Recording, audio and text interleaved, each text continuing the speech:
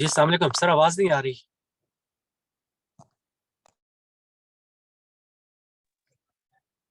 अभी class start हुई नहीं है। बस हमारे जो ट्रेनर है वो थोड़ा ट्रैफिक में फंसे हुए थे, तो जैसे ही आते हैं हम क्लास स्टार्ट करते हैं।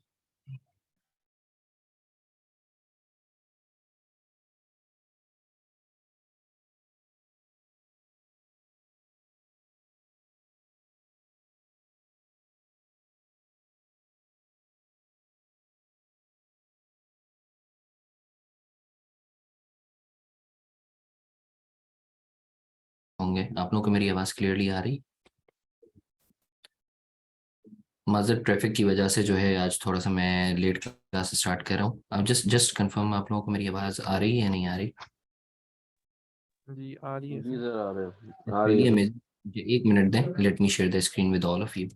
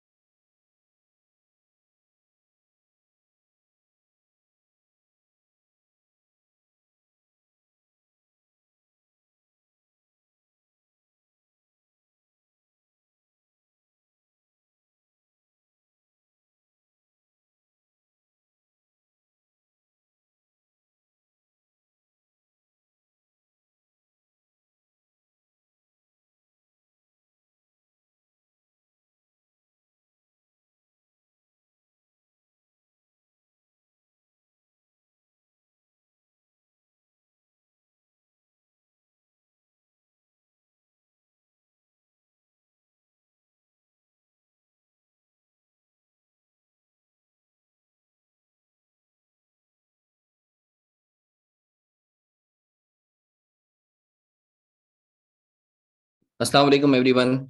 Once again, humble apologies for starting with a bit delay. I'm sure आप लोगों को मेरी आवाज क्लियरली आ रही है. So let's quickly start with IFRS 16. IFRS 16 के हवाले से जो है, मुझे कंफर्म कर दें आप लोगों को मेरी आवाज आ रही है, राइट? Yes. जी सर आ रही है. That's really amazing. जैसा कि हम लोगों ने पहले IFRS 16 के हवाले से बात की थी, जब हम लोग कैश फ्लोज पढ़ रहे थे, सर वहां मैंने बताया कि देखें, जो लीज का कॉन्ट्रैक्ट होता है, लीज का कॉन्ट्रैक्ट, अब चूंकि अल्हम्दुलिल्लाह we are done with financial instruments, तो हमें लीज को कवर करना आसान होगा कंपैरेटिवली. तो कमिंग टू द पॉइंट, मैं ये अर्ज कर रहा था कि देखें, लीज जो है इट्स अ कॉन्ट्रैक्ट जिसमें एक लेसर होता है और एक लेसी होता है.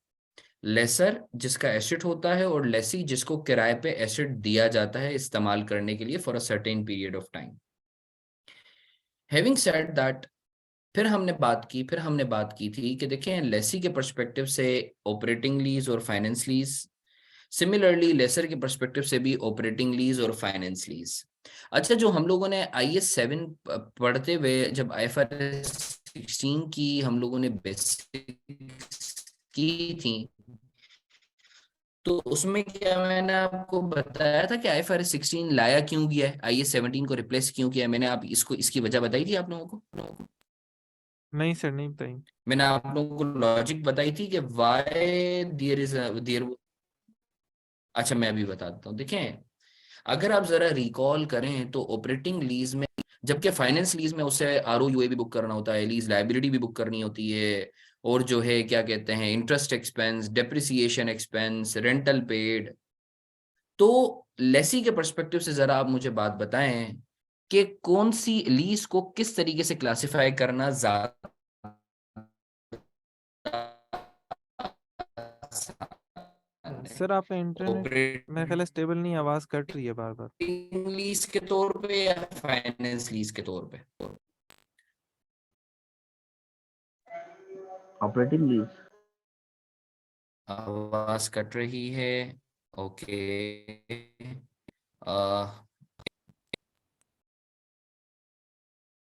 अभी भी ब्रेक हो रही है?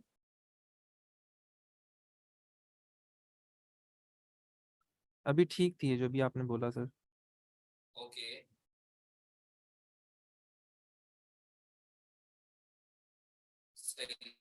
ठीक है, अब ब्रेक हो तो आप मुझे बताइएगा. अब ब्रेक हो अगर आवाज, तो प्लीज आप मुझे बताइएगा.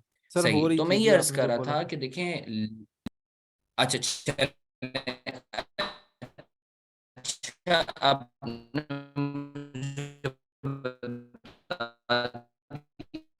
मैं काम करता हूँ, मैं जरा दूसरा राउटर कनेक्ट करता हूँ.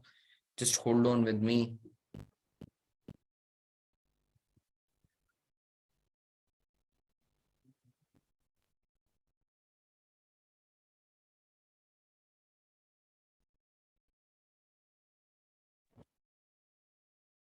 जी अस्सलाम वालेकुम सर, आपकी आवाज़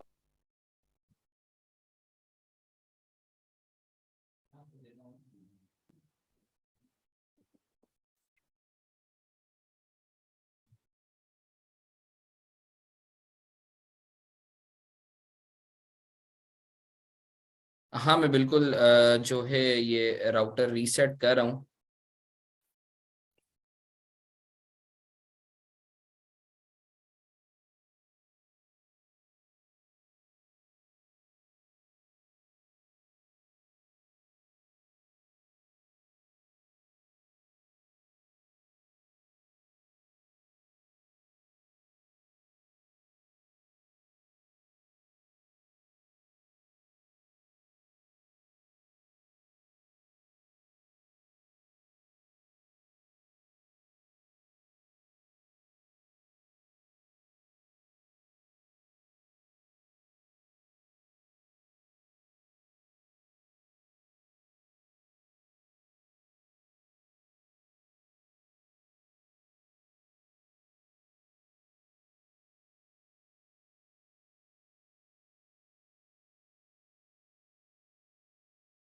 अब आप लोगों को मेरी आवाज क्लियरली आ रही? Is it fine now? Yes much better. चलें, दैट्स रियली अमेजिंग. तो बस मैं ये अर्ज कर रहा था कि जी कोई पार्टिसिपेंट कुछ बोल रहे हैं? जुबेर भाई आप कुछ बोल रहे हैं? सर वो जो मेरे ख्याल है बोल रहे थे वो उनका इंटरनेट सही नहीं था तो उनकी आवाज कट रही थी काफी। जी सर, अब आपकी आवाज पहले से बेहतर। चले, डन हो गया, सर थैंक आपकी यू। आवाज पहले से बेहतर। चले, थैंक यू। अच्छा जी, तो मैं ये अर्ज कर रहा था कि देखें लेसी के पर्सपेक्टिव से अगर आप जरा सोचें कि अगर तो वो ऑपरेटिंग लीज के तौर पे अपनी लीज को क्लासिफाई करता है, तो what he is suppose to do, he और she is only suppose to book rent expense. और अगर तो वो फाइनेंस लीज के तौर पे अपनी लीज को बुक करता है, तो उसको ROUA भी बुक करना है, जिसको हम एसेट बोलते हैं, लीज लायबिलिटी भी बुक करनी है, इंटरेस्ट एक्सपेंस भी बुक करना है, डेप्रिसिएशन एक्सपेंस भी बुक करना है। तो इट्स कंपैरेटिवली, अगर आप एक बात नोट करें तो लेसी के पर्सपेक्टिव से उसको कौन सी क्लासिफिकेशन ज्यादा आसान रहेगी? उसके लिए लेसी के पर्सपेक्टिव से कौन सी क्लासिफिकेशन बेहतर है, ऑपरेटिंग या finance? Operating lease. Operating. Operating lease, उसके दो वजूहत हैं। एक तो ये कि सिंपल अकाउंटिंग है, कॉम्प्लेक्स अकाउंटिंग नहीं है, बहुत सिंपल सी अकाउंटिंग है, आपने कुछ नहीं करना, आपने जो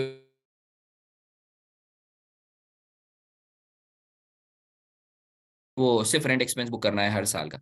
अच्छा रीजन है लेसी को ऑपरेटिंग लीज के तौर पे क्लासिफाई करने का, वो ये है कि ऑपरेटिंग लीज में लेसी का गियरिंग रेशो हिट नहीं होता, जबकि अगर तो वो अपनी लीज को फाइनेंस लीज के तौर पे क्लासिफाई करता है तो फिर उसका गियरिंग रेशो हिट होता है, क्योंकि लीज लायबिलिटी आपकी आ रही होती है। और आपको पता है गियरिंग रेशो में एसेट नहीं आता, वो सिर्फ और सिर्फ लीज लायबिलिटी और इक्विटी के जो है डिवीजन से कैलकुलेट होता है।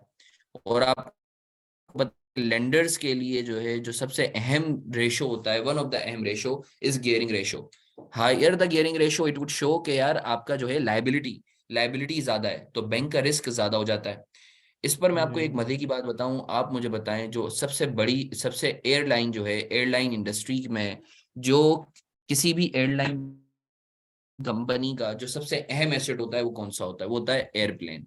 मैं अगर आप 4-5 साल पहले की किसी भी एयरलाइन कंपनी की फाइनेंशियल्स उठाएं तो यू वुड बी अमेज्ड कि उसकी उस कंपनी की बुक्स में कोई एयरप्लेन आता ही नहीं था। उसकी वजह यह है कि सारे के सारे जो है वो एयरप्लेन्स इन्होंने ऑपरेटिंग लीज के तौर पे क्लासिफाई किए हुए थे।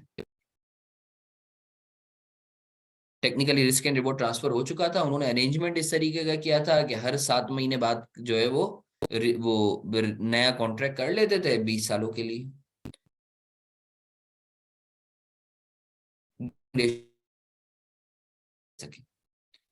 तो आई सर आपकी आवाज होप फिर आपको ये थोड़ी चीज कट रही क्लियर है। है कि अच्छा,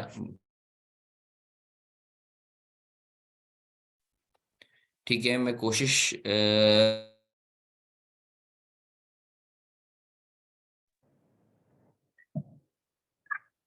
सर आपकी आवाज क्लियर नहीं है आज। आपकी आवाज बहुत ज्यादा कट रही है।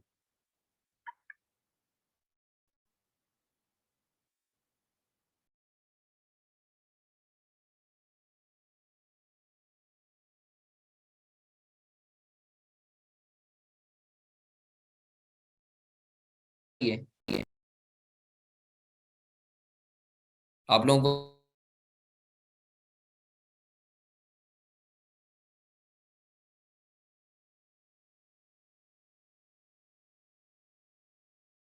Not hearing, okay.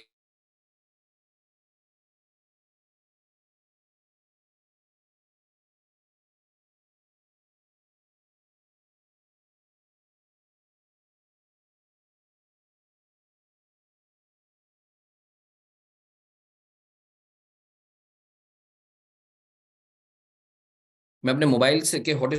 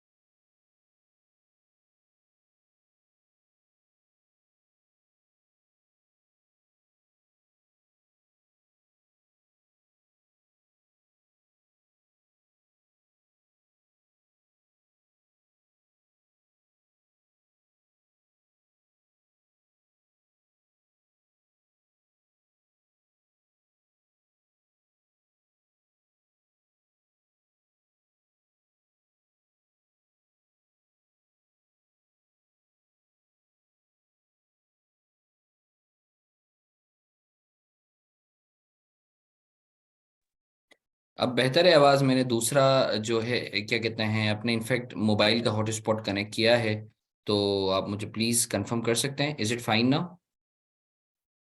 Ji sir, अभी ठीक है। चलें, ये अच्छी चीज है। तो सर मैं ये अर्ज कर रहा था कि जो एयरलाइन इंडस्ट्री है उसका जो सबसे बड़ा एसेट होता था वो एयरलाइन कंपनीज की बुक्स में ही नहीं आता था, होता था दैट इज एयरप्लेन। क्योंकि वो सारी की सारी जो है, क्योंकि पहले आपको पता है कि ऑपरेटिंग लीज और फाइनेंस लीज पे जो क्लासिफाई करने का क्राइटेरिया था वो बड़ा सब्जेक्टिव था। वो जो हम बचपन में पढ़ते थे कि 5 कंडीशंस, पांचों में से कोई एक भी कंडीशन हो, actually risk and reward transfer हो रहा हो, तो वो फाइनेंस लीज होगी, वरना वो ऑपरेटिंग लीज होगी। उसके लिए 5-6 क्राइटेरिया थे, ठीक है ना? तो वो बड़ी सब्जेक्टिव बातें थी। तो अगर वन लाइनर अगर मैं बोलूं कि why there was a need for bringing in IFRS 16, the one liner answer is to prohibit lessee from booking its lease as operating lease. यानी अब लेसी के लिए बाय डिफॉल्ट ऑपरेटिंग लीज जरूरी है। Lessee can not lessee can not classify its lease as operating lease. By default lessee ने अपनी lease को finance lease के तौर पे क्लासिफाई करना है। अच्छा, ये मैंने कुछ रीजंस दिए हैं IFRS 16 लाने के, सही है। मेन रीजंस जो है मैं आपको 2 बता चुका हूँ, एक कॉम्प्लेक्सिटी और टू अवॉइड, और ऑफ बैलेंस शीट फाइनेंसिंग, ये 2 रीजंस थे आपके। अच्छा, बाकी बाकी अब हम आगे बढ़ते हैं क्योंकि हमारे पास चूंकि नंबर ऑफ आवर्स जो हैं वो कम रह गए हैं और हमारे पास जो है कुछ मेजर टॉपिक्स भी हैं। तो जैसा कि यहाँ लिखा हुआ है कि IFRS significantly impact how lessees shall account for the lease in their financials. यानी IFRS 16 लाने का मकसद ही यही था कि लेसी को रोका जाए कि वो अपनी लीज को ऑपरेटिंग लीज के तौर पे बुक करे। यानी रेंट एक्सपेंस वाला चक्कर जो है वो ना होने के बराबर हो गया है। अभी भी है बट कुछ एक्सेप्शंस के जुमरे में। By default lessee is supposed to book all his or her leases as finance lease। अच्छा, ये बात करने के बाद मैं आपको बताऊंगा कि देखें, अगर तो आप IFRS 16 का स्टैंडर्ड पढ़ेंगे ना और लेसी वाले सेक्शन में जाएंगे, तो अब ऑपरेटिंग लीज और फाइनेंस लीज का वर्ड यूज नहीं किया जाता लेसी के अकाउंटिंग के लिए। हमने चूंकि पुराना IAS 17 पढ़ा हुआ है तो हमारे दिमाग पे, हमारी जबान पे ऑपरेटिंग और फाइनेंस लीज है। बट आप याद रखें, नए IFRS 16 में लेसी के लिए अब कोई ऑपरेटिंग लीज और फाइनेंस लीज वाला कोई क्लासिफिकेशन नहीं है। क्लासिफिकेशन का नाम चेंज हो गया है। अगर आप अब नया IFRS 16 देखेंगे और उसके अंदर अगर आप लेसी की अकाउंटिंग देखेंगे तो वहां ऑपरेटिंग लीज के लिए टर्म यूज की जाती है सिंप्लीफाइड अप्रोच, और लेसी के पर्सपेक्टिव से फाइनेंस लीज के लिए टर्म यूज की जाती है जनरल अप्रोच, ठीक है ना? तो अब अगर आप जो है लेसी का एरिया देखेंगे IFRS 16 में, तो आपको अगर सिंप्लीफाइड अप्रोच लिखी हुई नजर आए तो आप समझ जाइएगा ये ऑपरेटिंग लीज की बात हो रही है। और अगर वहां जनरल अप्रोच लिखा हुआ हो तो आप समझ जाइएगा यहाँ फाइनेंस लीज की बात हो रही है। अलबत्ता लेसर के लिए अभी भी ऑपरेटिंग और फाइनेंस लीज का लफ्ज ही इस्तेमाल किया गया है। आई होप आपको ये चीज क्लियर है। मैं वापस रिपीट कर रहा हूं, जब आप स्टैंडर्ड देखेंगे तो स्टैंडर्ड के अंदर ऑपरेटिंग लीज को रिप्लेस कर दिया गया है लेसी के पर्सपेक्टिव से सिंप्लीफाइड अप्रोच का नाम दे दिया गया है, और फाइनेंस लीज को जो है जनरल अप्रोच का नाम दे दिया गया है। तो अब हम ये कह सकते हैं कि by default lessee is suppose to classify all its leases using general approach. Clear है आप लोगों को? क्लियर है आप लोगों को? मतलब सर, आप कह रहे हैं कि जो लेसी है उसके लिए अलग तरह की कंडीशंस हैं, यानी हो सकता है कि लेसी फाइनेंस लीज के हिसाब से बुक कर रहा हो और लेसर की अकाउंटिंग ऑपरेटिंग के हिसाब से हो सकती है। बिल्कुल ऐसा है, बिल्कुल ऐसा है। सर ऐसे कैसे हो सकता है? मतलब एक ऐसा है, आपका एक का रिसीवेबल एक का पेएबल वैसे ही होना चाहिए ना सर इसको भी। नहीं नहीं, देखें इसमें हम थोड़ा सा आगे बढ़ेंगे, थोड़ा सा आगे बढ़ेंगे तो आपको और क्लैरिटी होगी। ये बहुत रेयर सिनेरियोज होंगे। यही वजह है कि लीज के केस में जो पहले लफ्ज यूज होता था ना एसेट का, अब एसेट का लफ्ज यूज नहीं होता, अब लफ्ज यूज होता है ROUA। ROUA का मतलब ये है कि आपको सिर्फ राइट दिया गया है, पूरा एसेट नहीं दिया गया, ओनरशिप नहीं दी गई, ठीक है ना? देखें, आप स्टैंडर्ड जो बनाए ना वो बड़ा लॉजिकली बना है। आपका यही सवाल था कि यार हसन, ऐसे तो एक ही वक्त में 2 लोगों के जो है बुक्स में एसेट भी आ रहा होगा। हाँ, तो कोई मसले वाली बात नहीं है। लेसी के लिए वो एसेट नहीं है, वो right of use of asset है। एसेट यूज करने का राइट है। और लेसर के पास जो है एसेट आ रहा है जो उसका एसेट है। आप मेरी बात समझ रहे हैं?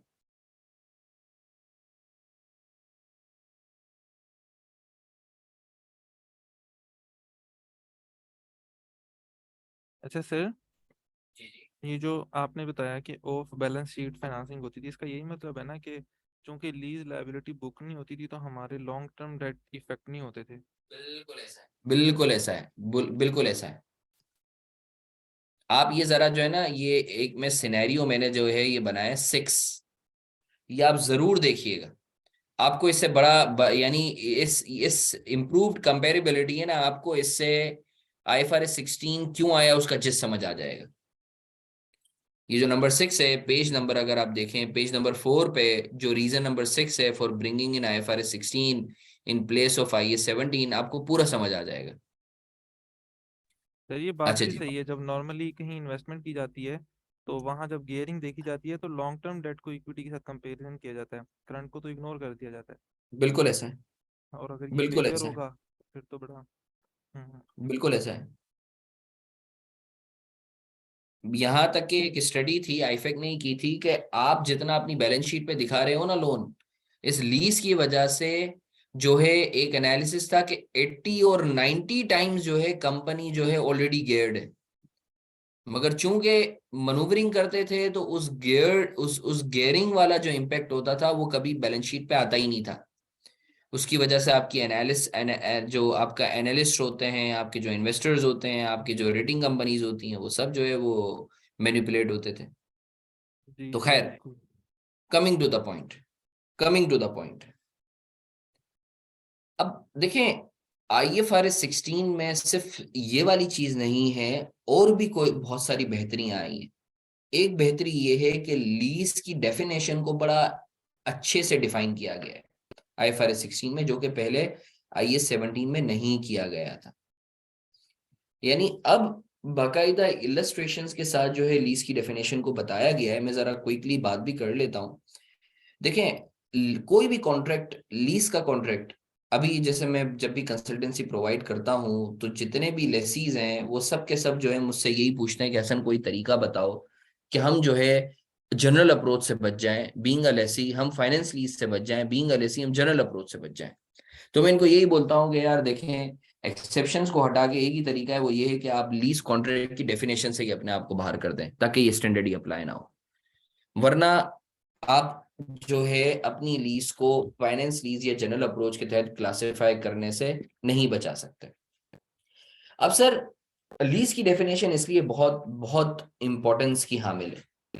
आप लोगों को मेरी आवाज क्लियर है ना? कोई लैगिंग वगैरह का तो इशू नहीं है? आई एम श्योर। आप मुझे प्लीज कंफर्म करें। नहीं सर अभी ठीक है। चलें, दैट्स रियली अमेजिंग। अब हम बात करते हैं लीज की डेफिनेशन पे। ये आप लोग समझिएगा, दिस इज ऑल दो थियोरेटिकल, बट इसके अंदर बहुत अहम प्रैक्टिकल मसले मसाइल हैं।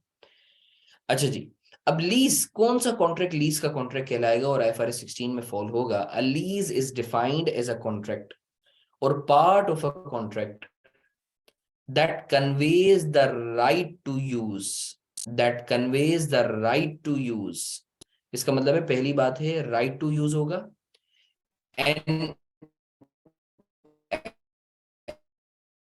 asset conveys the right to use an asset for a period of time in exchange for consideration। एक स्पेसिफिक पीरियड ऑफ टाइम के लिए होगा इन एक्सचेंज ऑफ कंसिडरेशन। यानी अगर तो मैं जुबैर भाई को अपनी गाड़ी इस्तेमाल के लिए दे रहा हूं, मतलब एसेट है इस्तेमाल के लिए, और राइट टू यूज भी दे रहा हूं कि भाई आप इस्तेमाल करो, अपने हिसाब से इस्तेमाल करो, in exchange for certain amount, तो ये लीज का कॉन्ट्रैक्ट कहलाएगा।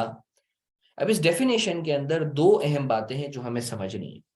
इस डेफिनेशन में दो अहम बातें हैं जो समझने वाली हैं, जो बहुत इंपॉर्टेंस की हामिल है। नंबर 1 बात, एक तो एसेट होना चाहिए, आइडेंटिफाइड होना चाहिए, और राइट टू यूज लेसी के पास होना चाहिए। राइट टू यूज का मतलब ये है right to control the use. दो बड़ी अहम बातें, एक तो होता है एसेट, एसेट आइडेंटिफाइड हो, और number 2 right to control the use भी लेसी के पास हो। अगर तो ये दोनों बातें हैं तो कॉन्ट्रैक्ट लीज का कॉन्ट्रैक्ट कहलाएगा, वरना कॉन्ट्रैक्ट लीज का कॉन्ट्रैक्ट नहीं कहलाएगा।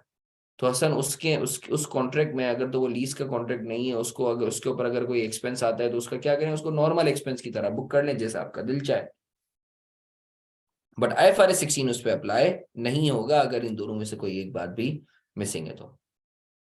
हैविंग सेड दैट, अब हम एक एक करके कंडीशन पे बात करते हैं। पहला पॉइंट ये है कि हसन एसेट आइडेंटिफाइड कब कहलाएगा।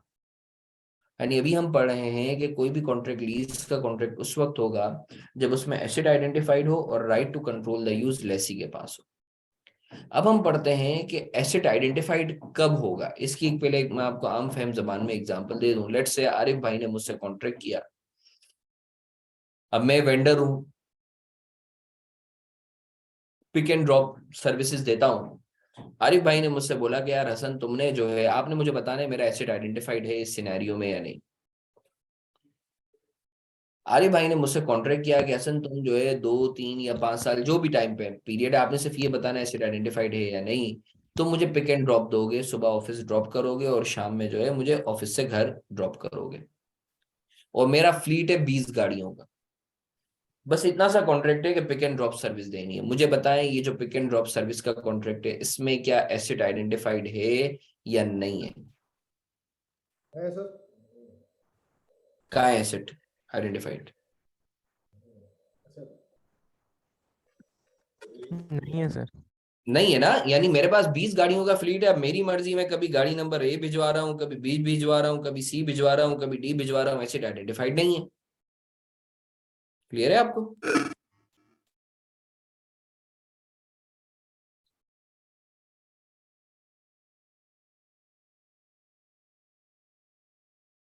अच्छा जी, अब थोड़ा सा आगे बढ़ते हैं,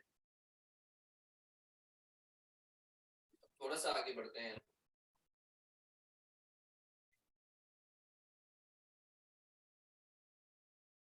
एक और एग्जांपल, लेट्स से आरिफ भाई बोलते हैं कि हसन ये मोटर व्हीकल नंबर डी है, मोटर व्हीकल नंबर डी है, डी फॉर डॉल, तुमने इसी से ही पिक एंड ड्रॉप देना है। अब मुझे पता है एसेट आइडेंटिफाइड है या नहीं है?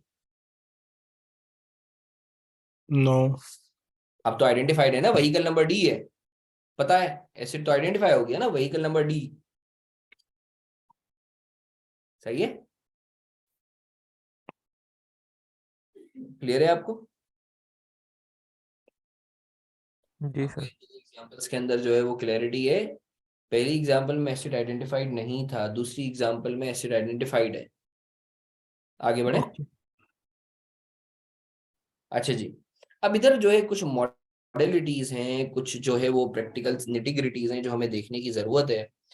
पहला सवाल ये है कि हसन, क्या कॉन्ट्रैक्ट में एक्सप्लिसिटली लिखा होना चाहिए कि इस एसिड के हवाले से जो है वो लीज हो रही है? No. asset can implicitly be identified or can explicitly be identified। Contract में लिखा हो या ना लिखा हो, आप सिनेरियो को देखेंगे। सिनेरियो क्या बनता है? अगर फॉर एग्जांपल मैं मुबशिर भाई जो है, लेट्स से मेरा जो है पार्ट्स बनाने का कारोबार है और स्पेशलाइज्ड नेचर के मैं पार्ट्स बनाता हूँ, से मैं जो है लेट्स से एसी के पार्ट्स बनाता हूँ। अब मैं कस्टमाइज किस्म के पार्ट्स बनाता हूँ depending on the buyers demand.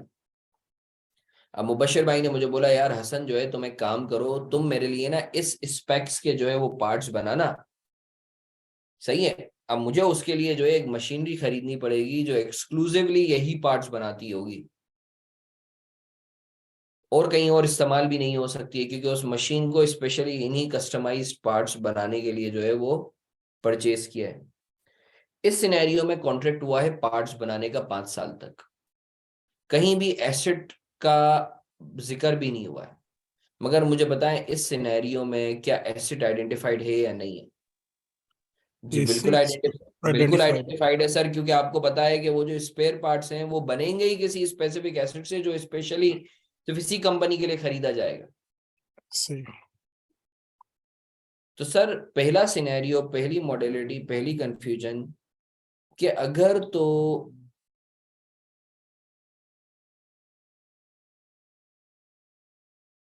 तो एसेट कॉन्ट्रैक्ट में आइडेंटिफाइड नहीं है तो क्या, या फिर एसेट को आइडेंटिफाइड होने के लिए क्या कॉन्ट्रैक्ट में लिखा हुआ होना जरूरी है? तो ये हमने पढ़ लिया, no. Mentioning in the contract is not there, it's about implicit or explicit identification। इसी सिनेरियो के साथ, इसी बात के साथ ये क्वेश्चन है, ये एग्जांपल है, बड़ी रेलेवेंट और बड़ी प्रैक्टिकल एग्जांपल है। मैं चाहूंगा एक दफा प्लीज आप इसको अटेम्प्ट करें।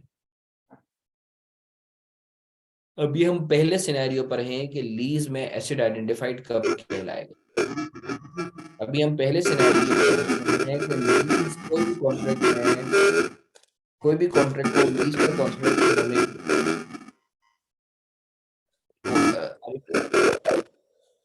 सर मैं बोल रहा था कि जैसे अगर एसेट आइडेंटिफाई हो रहा है, जैसे कि ठीक है, अगर इस कार में 3 लोग बैठे हुए हैं तो तीनों अपने बुक्स पे, उन तीनों के लिए वो आइडेंटिफाई होगी गाड़ी, तो तीनों उस एसेट को, उस गाड़ी को अपने पास रिकॉर्ड करेंगे अगर right of use asset.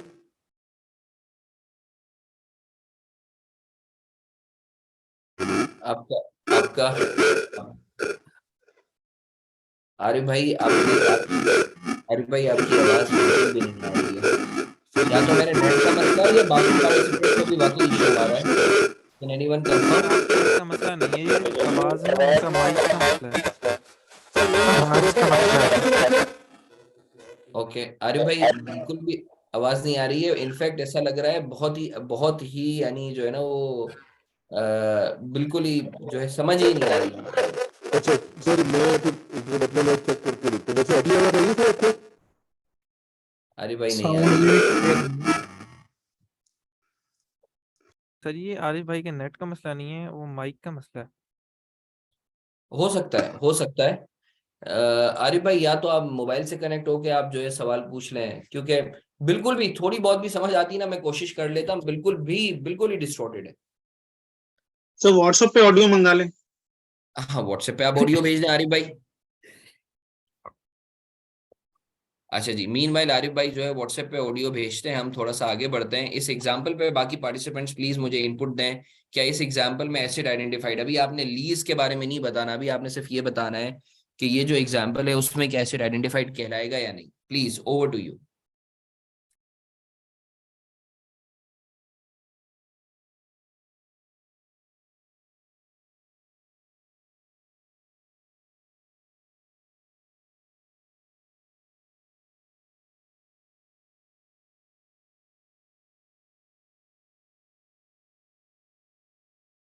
Sir identified है। जी सर आइडेंटिफाइड है।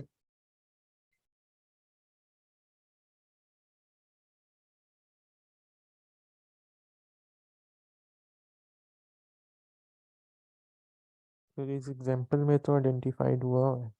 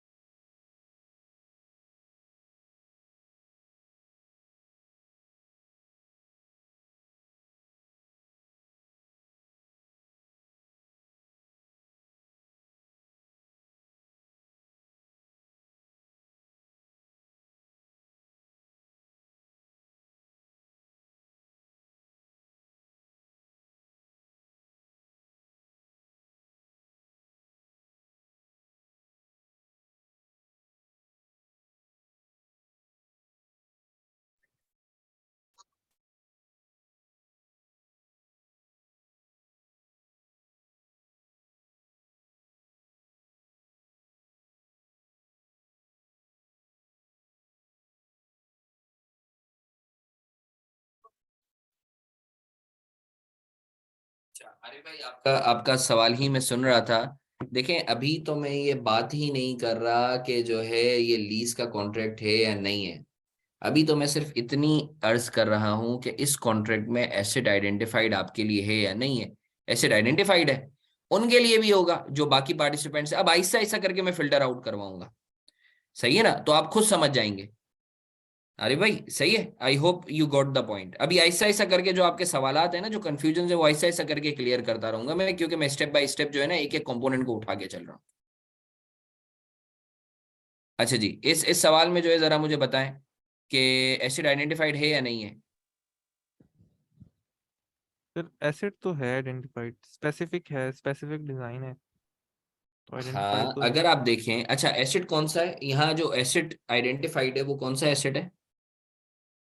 जो इंजन जो उन्होंने ट्रांसफर करना है, जिस नो, चीज का कॉन्ट्रैक्ट नो, हुआ। Plant, plant which will be used, जो प्लांट इस्तेमाल होगा वो आइडेंटिफाइड है।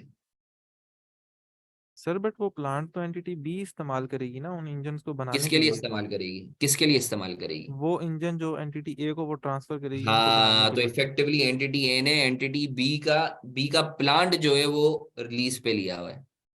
या एंटिटी ए जो है वो इफेक्टिवली एंटिटी बी का जो है वो प्लांट इस्तेमाल कर रही है इफेक्टिवली, सर आप कह रहे हैं कि इनडायरेक्टली। कॉन्ट्रैक्ट का सब्सटेंस है ये, हाँ ना, हाँ ना, बिल्कुल ऐसा है ना। जबकि फॉर्मेशन तो ये है कि वो इंजन ट्रांसफर करेंगे। हाँ बिल्कुल, अभी मैं सिर्फ ये वर्ज कर रहा हूँ, इस सिनेरियो में आइडेंटिफाइड है या नहीं है प्लांट, सिर्फ इतना।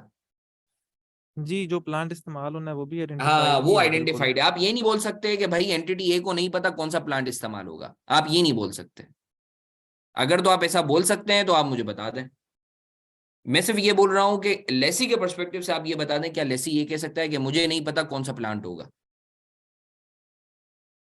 सर वैसे ना ये जो आपने जो करंट एग्जांपल दी हुई है, इसमें वो प्लांट भी आइडेंटिफाइड है और जो पर्टिकुलर आइटम ट्रांसफर होनी है जिसका एलिमेंट हाँ, हुआ है वो वो भी भी आइडेंटिफाइड है। आइडेंटिफाइड है। बिल्कुल, हम्म। बिल्कुल ऐसा है, बिल्कुल ऐसा है। अब मैं इसको रीड कर देता हूँ। Entity A, a manufacturer of luxury sports car, entered into a contract with entity B in terms of which entity B will manufacture and supply specialized engine components to entity A over a period of 5 years. Entity B जो है वो 5 सालों तक specialised engine जो है वो entity ए को provide करेगी। The engine components have a unique design, and thus entity B needed to design, construct and install a specialized manufacturing plant on entity A's premises. चूंकि इंजन इतने यूनिक हैं कि entity B को जो है वो एक स्पेशलाइज्ड प्लांट एंटिटी ए की प्रीमिसेस में लगाना पड़ेगा। There is no mention in the contract of the specific plant that should be used by the entity B in manufacturing of the engine component. Contract में कहीं नहीं लिखा हुआ कि आपने ये स्पेसिफिक प्लांट इस्तेमाल करना है, कहीं नहीं लिखा हुआ। Entity B's newly constructed plant will be used exclusively in the manufacture of these specialized component. जो बी का कंस्ट्रक्टेड प्लांट है वो सिर्फ और सिर्फ जो है इन स्पेशलाइज्ड कंपोनेंट को बनाने के लिए यूज होगा। अरे And due to एक्सक्लूसिव की जगह मैं हो जाता तो फिर तो नहीं होता आइडेंटिफाइड। हाँ, फिर नहीं होगा, फिर नहीं होगा, फिर नहीं होगा। And due to the specialized nature, this plant will not be able to be used for any other purpose after the end of the contract and will need to be dismantled. और जाहिर सी बात है कि इतना specialise nature का है कि ये किसी और जगह पे इस्तेमाल नहीं हो सकता। तो इस सिनेरियो में हालांकि कॉन्ट्रैक्ट प्लांट का नहीं हुआ है, कॉन्ट्रैक्ट हुआ है इंजन का, इंजन देने का, मगर इस सिनेरियो में प्लांट आइडेंटिफाइड है। क्यों? क्योंकि हमें पता है एंटिटी आइडेंटिफाई कर सकती है कि अच्छा यार इस प्लांट से ये इंजन बन के आ रहे हैं। तो यहां जो प्लांट है वो एक्सप्लिसिटली आइडेंटिफाइड है या इम्प्लिसिटली आइडेंटिफाइड है?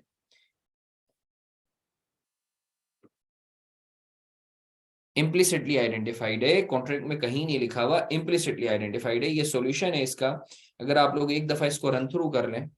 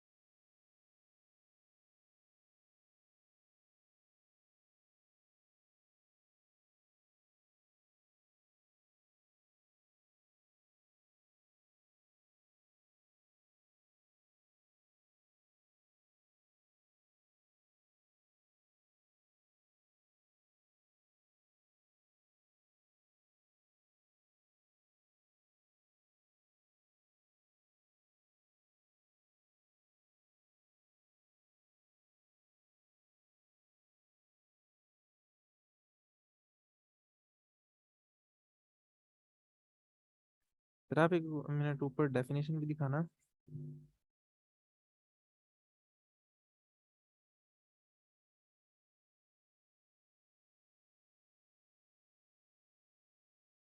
अच्छा जी, आई एम श्योर आप लोगों को जो है ये कमेंट्री पढ़ के जो है आपको क्लैरिटी आ गई होगी। अब एक एक करके हम जो है ना कन्फ्यूजन्स को अनफोल्ड करते हैं। अब एक सवाल आता है कि हसन यार चलो एसिड आइडेंटिफाइड है, बट तुम्हें पूरा एसिड इस्तेमाल के लिए नहीं दिया जा रहा, एक पोर्शन दिया जा रहा है। या बाजुकात अगर बड़ी बड़ी पाइपलाइंस होती हैं, जैसे गैस की लाइन हो गई, आपकी जो है आपकी ऑयल की लाइन हो गई, तो उसमें कैपेसिटी जो है ना वो कंपनीज बुक करवा लेती हैं कि यार इसका इस लाइन के इतनी कैपेसिटी, इतने % कैपेसिटी जो है ये हमारी होगी। तो सवाल ये पैदा होता है कि अगर तो पूरा एसिड नहीं आपको मिल रहा, एक पोर्शन मिल रहा है, तो अगर तो जो है पोर्शन आपको मिल रहा है, तो क्या हम पोर्शन के हवाले से बोल सकते हैं कि ये पोर्शन आइडेंटिफाइड है या नहीं? तो इसमें 2 सिनेरियोज हैं।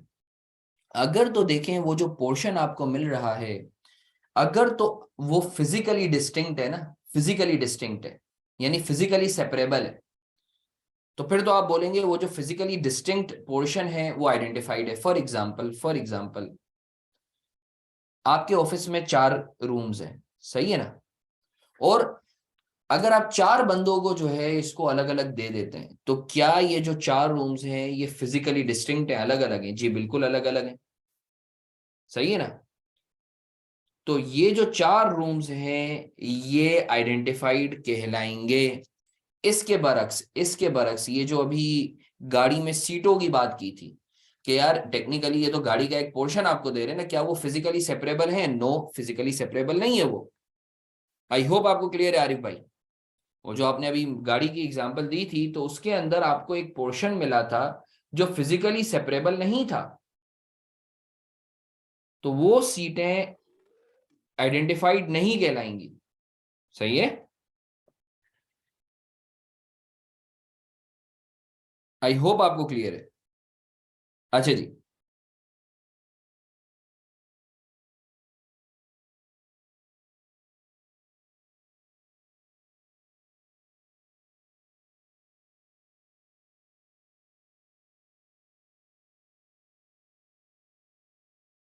आगे बढ़ते हैं। अब सवाल ये पैदा होता है कि चलो हसन, अगर व्हाट इफ पोर्शन ना हो, कैपेसिटी अगर जो है कैपेसिटी जो है उसका हमने आउटपुट जो है वो तय किया हुआ हो कि जो है लेट्स से लाइन है, गैस की लाइन है, उसकी 20% कैपेसिटी हमारी होगी, 30% कैपेसिटी हमारी होगी, 80% कैपेसिटी हमारी होगी, 90% कैपेसिटी हमारी होगी। तो उस सिनेरियो में जो है क्या वो जो पाइपलाइन है या वो जो एसिड है, क्या उसकी कैपेसिटी आइडेंटिफाइड कहलाएगी? तो इसका जवाब ये है कि अगर तो आपने किसी एसिड की कैपेसिटी को आपने जो है वो इस्तेमाल में लिया हुआ है, तो जब तक आप उस कैपेसिटी का सब्सटेंशियल पोर्शन मतलब मोर देन 90% आप अगर इस्तेमाल नहीं कर रहे, या अगर आप मोर देन 90% के बेनिफिशियरी नहीं है, तो वो कैपेसिटी आइडेंटिफाइड नहीं कहलाएगी और एसिड आइडेंटिफाइड नहीं कहलाएगा। मतलब एक गैस की लाइन है, सही है, आप बोलते हैं कि यार 60% आप इस्तेमाल करेंगे, 40% कोई और इस्तेमाल करेगा।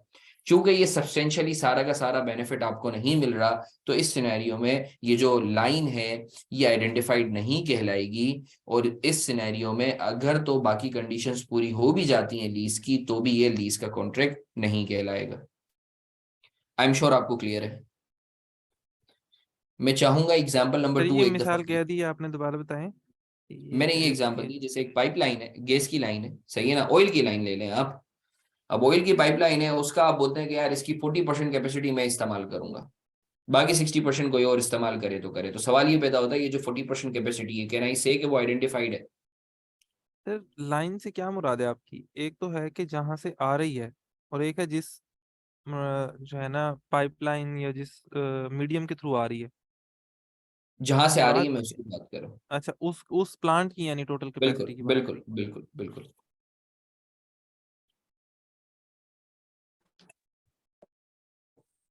वो तो होगा ही नहीं। एग्जाम्पल 2 आप एक दफा रीड करके बताते हैं कि क्या 20% एग्जाम्पल लिखा 2 हुआ है और आपने 90% कहा, तो उसका मतलब ये नॉन आइडेंटिफाइड है। बिल्कुल, ये नॉन आइडेंटिफाइड है, ये नॉन आइडेंटिफाइड है। इसको एक दफा कमेंट्री भी आप पढ़ लें।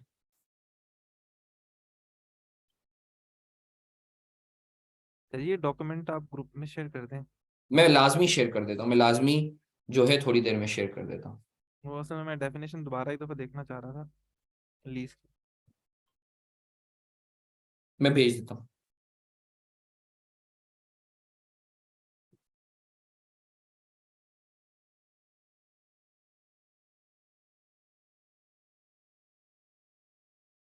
आप एक दफा इसकी कमेंट्री पढ़ लें तो आप लोगों को और बेहतर अंदाज में क्लियरिटी आ जाएगी।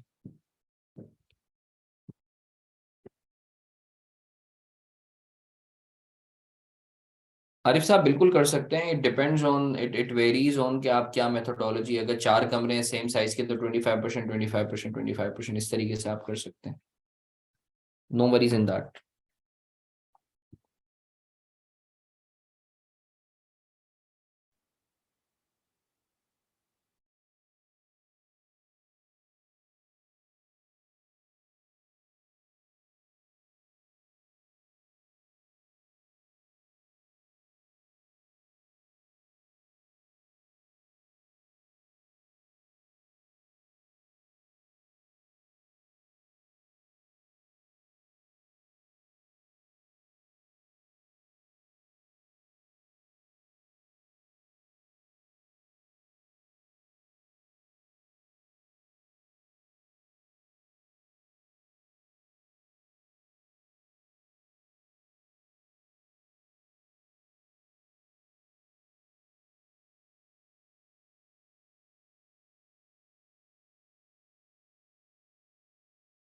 आई एम श्योर आपको क्लियर है ये चीज। ये मैंने डॉक्यूमेंट भी आप लोगों से जो है वो शेयर कर दिया है ग्रुप पे, आई एम श्योर आपको रिसीव हो गया होगा। अच्छा, अब तीसरी मॉडलिटी, सर अगर ये परसेंटेज बढ़ जाती है यहाँ पर, हाँ, लाइक लेट्स सपोज 70%, 80%, अगर तो 90%, 90%, नहीं, अगर तो मोर देन 90% आपके पास है ना तो ही आइडेंटिफाइड कहलाएगा, वरना नहीं कहलाएगा। ठीक है सर। ठीक है, अच्छा जी। अब बाजूकात आपको पता है ऐसा होता है कि एसिड आइडेंटिफाइड होता है। केस बना लेते हैं, जैसे आरिफ भाई ने जो है वो पिक एंड ड्रॉप का मुझसे कॉन्ट्रैक्ट किया, बोला हसन जो है मुझे तुम मोटर व्हीकल नंबर डी से ही पिक एंड ड्रॉप दोगे। बट मैंने बोला कि चले सही है, मैं मोटर व्हीकल नंबर डी से ही आपको जो है वो पिक एंड ड्रॉप दूंगा, मगर देयर इज अ पॉसिबिलिटी कि अगर मुझे कभी ज़रूरत पड़ गई तो मैं डी की जगह आपको एफ दे सकता हूँ, एफ की जगह जी दे सकता हूँ, जी की जगह ए दे सकता हूँ, मोटर व्हीकल नंबर ई दे सकता हूँ, जे दे सकता हूँ। यानी मेरे पास सब्स्टिट्यूशन का राइट है। तो क्या इस सिनेरियो में आइडेंटिफाइड कहलाएगा एसेट या नहीं?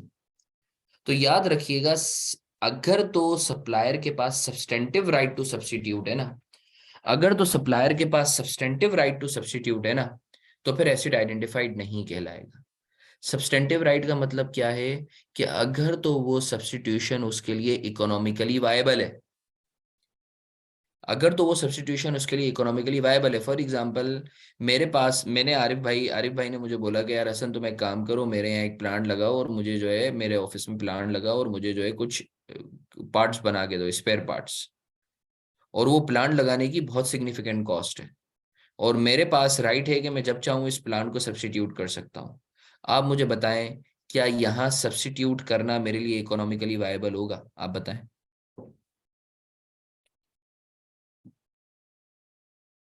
सर क्या कहा आपने, एक बार दोबारा बताना। नहीं होगा। मैं वापस में कॉन्सेप्ट को देखें।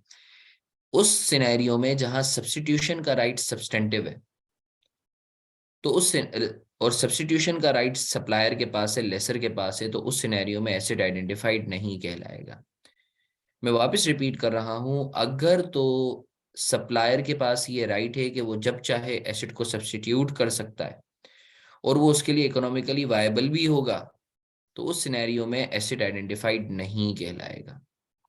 फॉर एग्जाम्पल, आप मुझे बताएं, आरिफ भाई ने मुझे बोला हसन मुझे मोटर व्हीकल नंबर डी से जो है पिक एंड ड्रॉप करना है। मैंने बोला सही है, कॉन्ट्रैक्ट में भी लिख दिया, मगर कॉन्ट्रैक्ट में ये भी लिखा हुआ है कि हसन मारिफ हनीफिक के पास ये राइट है कि वो जब चाहे कोई और गाड़ी भेज सकता है मोटर व्हीकल नंबर डी की जगह। इस सिनेरियो में मुझे बताएं, क्या मेरे पास सब्सटेंटिव राइट है? बिल्कुल है। बिल्कुल है, क्यों? क्योंकि यार गाड़ी डी की जगह जी भेज दूं, कोई हरज वाली बात थोड़ी है। डी की जगह मैं एक्स भेज दूं, कोई कॉस्ट नहीं है, जो है वो गाड़ी भिजवा दूंगा दूसरी। इसके बरक्स एक और एग्जांपल, आरिफ भाई ने मुझे बोला हसन यार तुम कुछ स्पेयर पार्ट्स बना के दो, और ये मशीनरी इसी मशीनरी से तुमने बनानी है, बल्कि मशीन मेरे यहाँ लगा दो अच्छा सर, मैं फैक्ट्री यहाँ पर में। आपकी बात काट रहा हूँ। मैं एक एग्जांपल देता हूँ आपको। हम कंपनी से ना लीज पे गाड़ियां लेते हैं। हाँ अब हाँ होता क्या है कि गाड़ी एक्सीडेंट हो गई या खराब हो गई तो क्या करते हैं, सप्लायर वो गाड़ी वापस लेके रिप्लेस कर देता है, वो गाड़ी दे देता है। फिर 1 महीना 2 महीने के बाद जो है वो गाड़ी हमारी ओरिजिनल वापस आ जाती है, जब ठीक होके आ जाती है। ठीक है, हाँ। तो इस सिचुएशन में हम उसको ऐसे रिकग्नाइज करेंगे। मैं आपकी आवाज थोड़ी सी मैं मिस कर गया, एक दफा वापस बताते हैं आप। अच्छा मैं सर बताता वो हूँ। तो रेंटल पे चला जाएगा। नहीं नहीं, मैं जरा समझ लूँ ये हमने क्या बोल। जी जी मैंने कंपनी XYZ से कॉन्ट्रैक्ट किया कि मुझे 50 गाड़ियां चाहिए। हाँ ठीक है, हाँ हाँ हाँ XY 5 साल के लिए। हाँ उन्होंने 50 गाड़ियां दे दी। 50 गाड़ियों में फिर मैं चलाता रहा। 1 साल के बाद जो है उसमें से एक गाड़ी खराब हो गई, एक्सीडेंट हाँ हो गया। ठीक है, हाँ वो गाड़ी उससे ले ली वापस। उसकी हाँ जगह पे मुझे दूसरी गाड़ी दे दी सेम हाँ स्पेसिफिकेशन की। हाँ हाँ हाँ ठीक हाँ हाँ। है, तो वो जो उसने रिप्लेस की 1 महीने के बाद वो ठीक हो गई और वापस आ गई मेरे पास मेरी ओरिजिनल गाड़ी। तो इस हम्म। सिचुएशन में मैं एसेट रिकग्नाइज करूंगा इसको। जी बिल्कुल बिल्कुल बिल्कुल बिल्कुल बिल्कुल ऐसा है, क्योंकि वो सिर्फ मेंटेनेंस के लिए जो है आप दे रहे हैं उसे। आप उसको अपनी मनमानी से नहीं दे रहे कि भाई आप चाहो तो आप ले लो, नहीं नहीं, सिर्फ मेंटेनेंस के लिए। बाकायदा स्टैंडर्ड में इसका एक्सक्लूजन है कि अगर तो मेंटेनेंस के लिए सिर्फ आप दे रहे हो, सही है ना, क्योंकि मेंटेनेंस करवाना कॉन्ट्रैक्ट के अंदर उसकी जिम्मेदारी है, तो फिर तो इसके अंदर इसके पास सब्सटेंटिव राइट नहीं हुआ ना, क्योंकि वो तो अल्टीमेटली वापस ही देगा आपको। तो एसिड आइडेंटिफाइड कहलाएगा इस सिनेरियो में। जी बिल्कुल। ठीक है हाफिज भाई, ठीक है ठीक है ठीक है, got it, thank you. You welcome. अच्छा जी, अब हमने ये चीज बात की कि देखें अगर तो सब्सटेंटिव राइट टू सब्स्टिट्यूट है लेसर के पास। सब्सटेंटिव राइट टू सब्स्टिट्यूट का मतलब क्या है? अगर तो लेसर सब्स्टिट्यूट कर सकता है और उसके लिए इकोनॉमिकली वायबल भी है, तो आप बोलेंगे कि लेसर के पास सब्सटेंटिव राइट टू सब्स्टिट्यूट है। उस सिनेरियो में एसिड आइडेंटिफाइड नहीं कहलाएगा। इसी बात के साथ मैं चाहूंगा, ये एक एग्जाम्पल दी हुई है, जरा आप लोग प्लीज इसे सॉल्व करें। इस एग्जाम्पल पे मुझे बताएं क्या एसिड आइडेंटिफाइड होगा या नहीं होगा इस एग्जाम्पल में, प्लीज।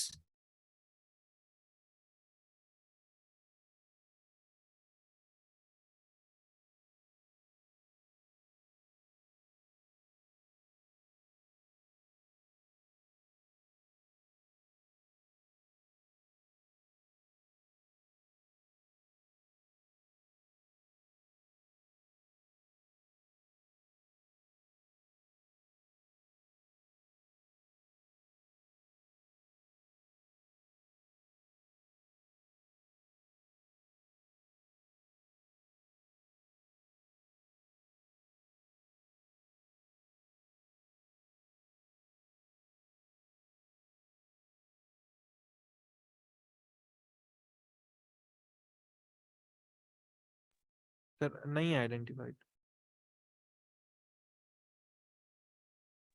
एसिड आइडेंटिफाइड क्यों नहीं है? सर उसके पास सब्सटेंशियल राइट्स हैं, कभी भी वो अपनी जगह को चेंज कर सकता है। बिल्कुल ऐसा है, बिल्कुल ऐसा है जगह, और उसको कोई कोई कॉस्ट भी नहीं आएगी, क्योंकि स्टैंड ही है ना, स्टैंड जो है वो जमीन में जो है वो इंस्टॉल हुआ है, आपने बस उसको रिप्लेस ही करना है। तो बस सर एसिड जो जमीन है, का थोड़ा हिस्सा है जो रेंट पे आ गया।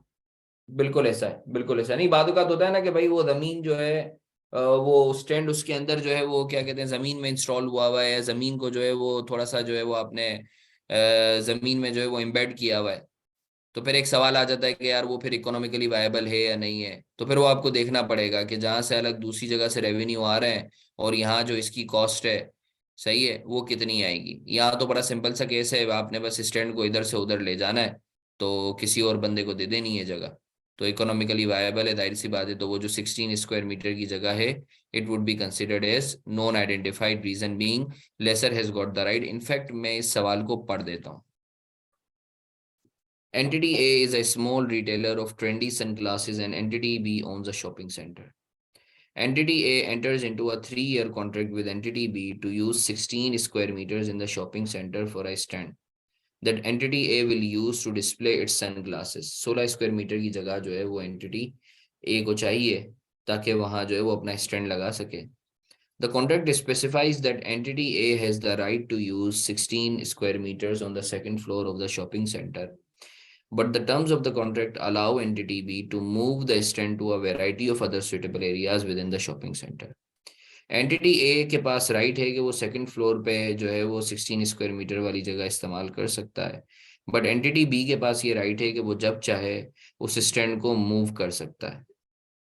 Since it is just a space that is being rented and that the stand is not permanently fixed, there are minimal costs involved in the event that the stand must be moved. ये बता रहा है कि भाई चूंकि space जो है जो रेंट हो रही है उसमें वो परमानेंटली फिक्स नहीं है और मिनिमल कॉस्ट है, तो ये बस ये आपको हिंट दे रहा है कि यहाँ जो है सप्लायर के लिए ये इकोनॉमिकली वायबल है इसको रिप्लेस करना. ठीक है ना. तो इस सिनेरियो में चूंकि सप्लायर के पास एंटिटी बी के पास ये राइट है तो एसिड आइडेंटिफाइड नहीं कहलाएगा. सर आप स्टैंड की अच्छा बात सर, कर रहे हैं, अगर फॉर एग्जांपल मैं 16 स्क्वायर मीटर की बात करूं, मैं जगह 16 के स्क्वायर हिसाब मीटर से, की बात कर रहा हूँ, मैं 16 मीटर स्क्वायर की बात कर रहा हूँ, मैं जगह की बात कर रहा हूँ. हाँ जी, तो जगह तो फिर मतलब वो आइडेंटिफाई हो जाएगी ना उस हाँ हिसाब जगह, से. हाँ नहीं नहीं देखें, अगर जगह तो मैं मानता हूँ अपेरेंटली आइडेंटिफाइड है, मगर सप्लायर के पास सब्सटेंटिव राइट ऑफ सब्स्टिट्यूशन है. सप्लायर जब चाहे उसको दूसरी जगह दे दे, ये वाली जगह छुड़वा के दूसरी जगह दे दे. मसला ये स्टैंड तो एंटिटी ए का खुद का है ना. मैं मानता जी हूँ जी अपेरेंट बिल्कुल. जगह आइडेंटिफाइड है, मगर चूंकि सप्लायर के पास सब्सटेंटिव राइट टू सब्स्टिट्यूट है तो उस वजह से जो है एसिड आइडेंटिफाइड नहीं कहलाएगा. सिर्फ इस एक क्लॉज की वजह से जी सब्सटेंशियल राइट टू. बिल्कुल बिल्कुल बिल्कुल, क्योंकि आपके पास कोई वो ही नहीं है ना, कोई सर्टेनिटी नहीं है. जब चाहे सप्लायर आपको बोले भाई छोड़ो इसको दूसरा एसिड लो. अगर इसकी जगह पे अगर वो कोई शॉपिंग मॉल, शॉपिंग मतलब शॉप सेंटर कोई शॉप दे देता तो फिर स्टैंड की बजाय.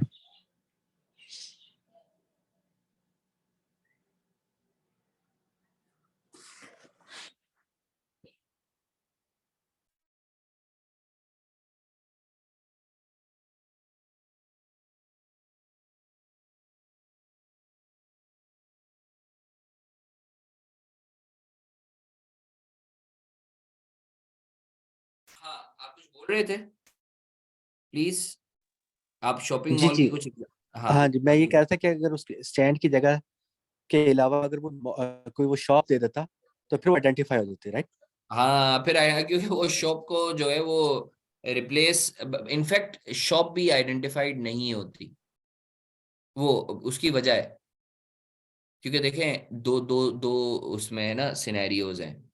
एक तो ये है कि शॉप, आपने बोला है कि शॉप पे कुछ भी काम नहीं करना, कुछ भी चेंजेस नहीं करना, सही है. या फिर आपने शॉप के बारे में बोला है कि भाई तुम जो चाहो जैसे इसको अपने हिसाब से ऑल्टर वो कस्टमाइज कर लो. तो अगर तो वो कस्टमाइज करता है तो फिर तो आपको पहले उसको अनकस्टमाइज करवाना पड़ेगा, सही है, किसी और को देने के लिए. फिर वो बराबर वाली जो उसको सब्स्टिट्यूट करके दे रहे हैं उसको वापस उसको कस्टमाइज करवा के देना पड़ेगा. तो शॉप के केस में आप सही बोल रहे हैं, अगर तो कस्टमाइजेशन वाली चीज है तो फिर तो आइडेंटिफाइड कहलाएगा. मगर अगर सारी शॉप्स एक ही जैसी हैं, सही है, कोई कस्टमाइजेशन वाली चीज नहीं है, कोई कॉस्ट भी नहीं आ रही है सिग्निफिकेंट, तो फिर वो आइडेंटिफाइड नहीं कहलाएगा. जैसे होते हैं ना ये आपने ये टाउन हाउसेज होते हैं जो एक ही जो है वो पैरामीटराइजेशन के होते हैं.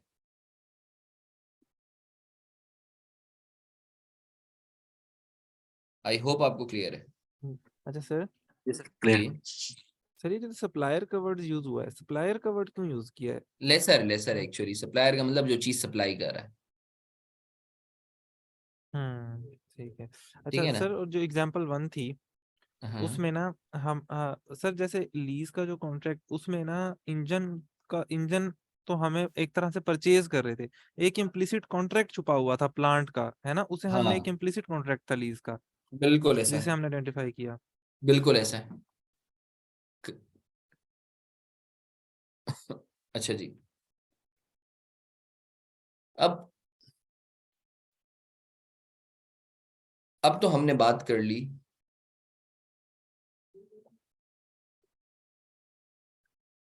एसेट आइडेंटिफिकेशन की।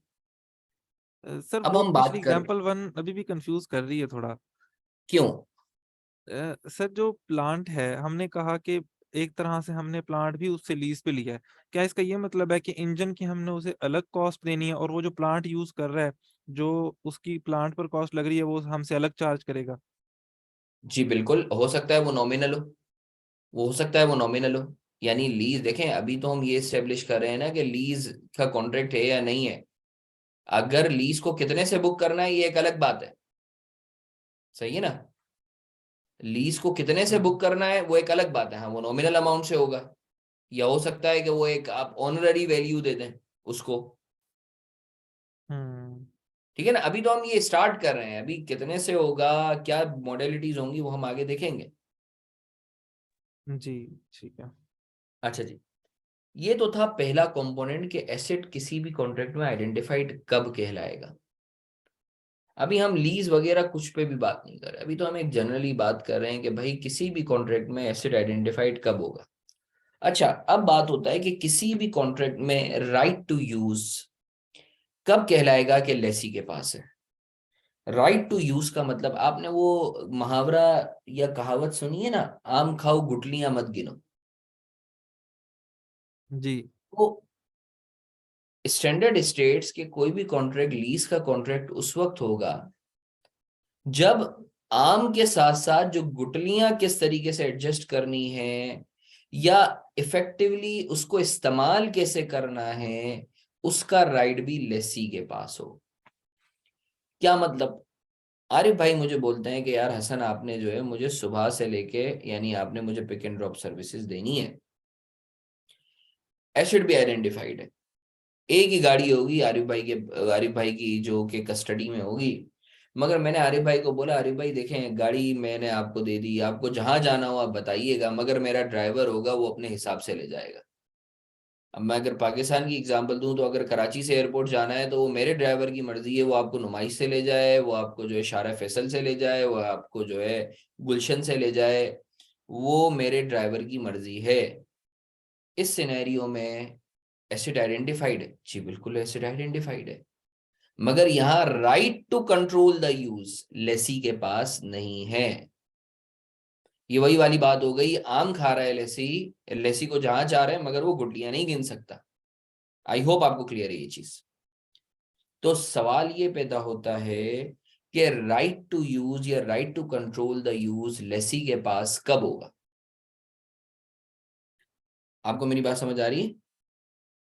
जी सर।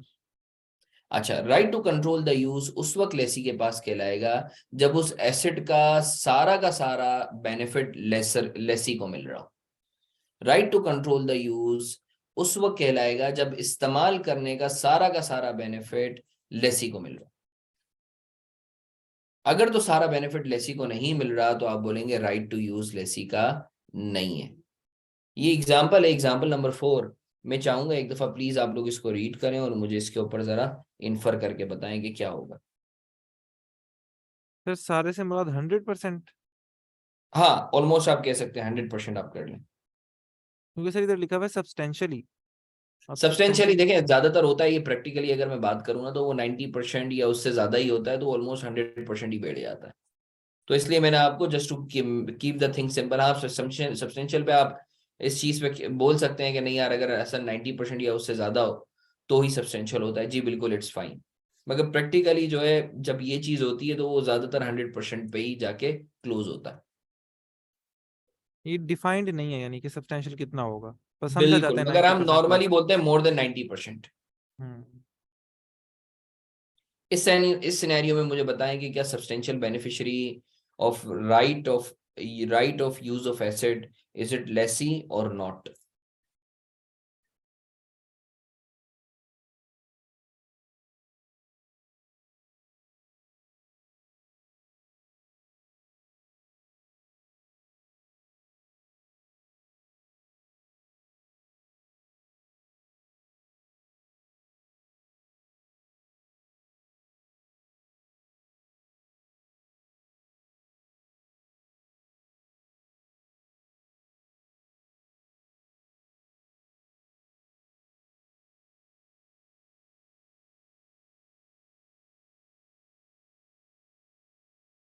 सर प्राइमरी और बाय प्रोडक्ट्स का ये है कि प्राइमरी जो है वो सप्लायर के पास है और बाय प्रोडक्ट जो है वो कस्टमर के पास है।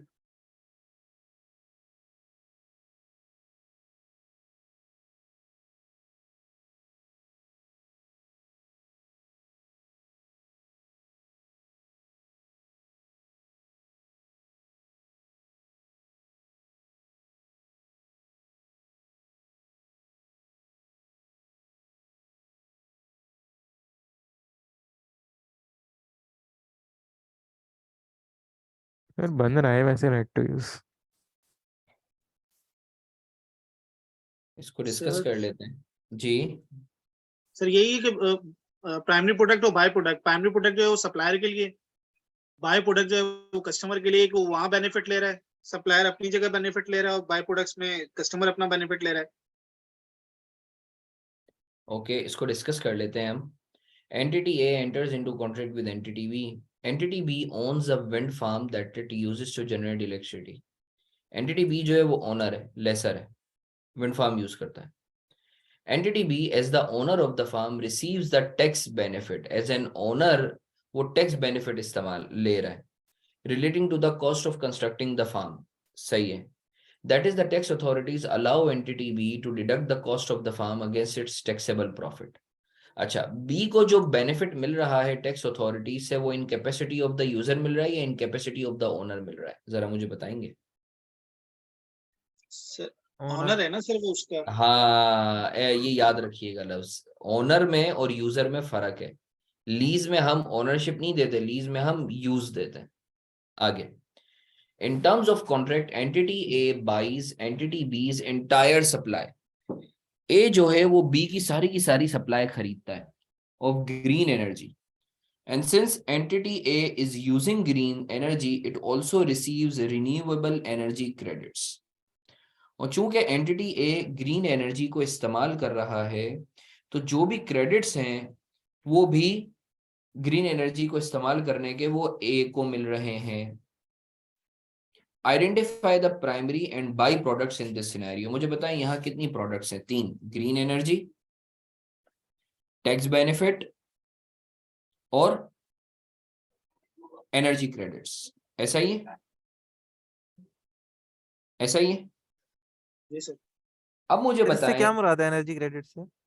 एनर्जी होता ही ये असल में कार्बन क्रेडिट्स होते हैं। जैसे मैं आपको बताऊं, ये पाकिस्तान में तो ये सिनेरियो बहुत कम है। वहाँ ये होता है कि आप जितनी भी जो है वो एनर्जी की सेविंग करते हो ना, कार्बन का आप कम इस्तेमाल करते हो, तो उस पर आपको क्रेडिट्स मिलते हैं। और बाहर के ममालिक में तो ये कार्बन क्रेडिट्स जो है बाकायदा सेल ऑफ भी होता है, ट्रेडिंग भी होती है उसकी। ठीक है, अब मुझे आप ये बताएं कि इस सिनेरियो में एंटिटी ए को क्या विंड फार्म का सब्सटेंशियल बेनिफिट मिल रहा है? जी बिल्कुल मिल रहा है। क्यों? क्योंकि देखिए यहाँ है 3 बेनिफिट। एक है ओनरशिप से रिलेटेड टैक्स बेनिफिट और 2 है यूज से रिलेटेड। तो आपको पता है लीज में ओनरशिप नहीं होती, यूज दिया जाता है। मैंने कहीं लीज के अंदर आपको ओनरशिप का जिक्र नहीं किया है।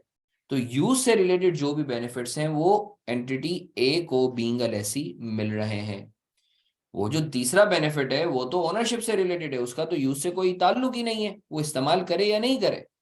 बी को तो वो टैक्स बेनिफिट मिलना ही मिलना है, बीइंग एन ओनर। सही है। तो इस सिनेरियो में जो है सब्सटेंशियल बेनिफिट लेसी को मिल रहे हैं। और अगर बाकी के क्राइटेरिया पूरे होते हैं तो आप ये बोल सकते हैं कि ये लीज का कॉन्ट्रैक्ट है। जरा आप सॉल्यूशन पढ़ लें, मैं मीनवाइल जरा पानी पी कर आ रहा हूँ। 2 मिनट का हम ब्रेक ले रहे हैं, सही है। तो आप जब तक मीनवाइल सॉल्यूशन पढ़ लें, मैं भी बस 2 मिनट में वापस ज्वाइन कर रहा हूँ आप लोगों को।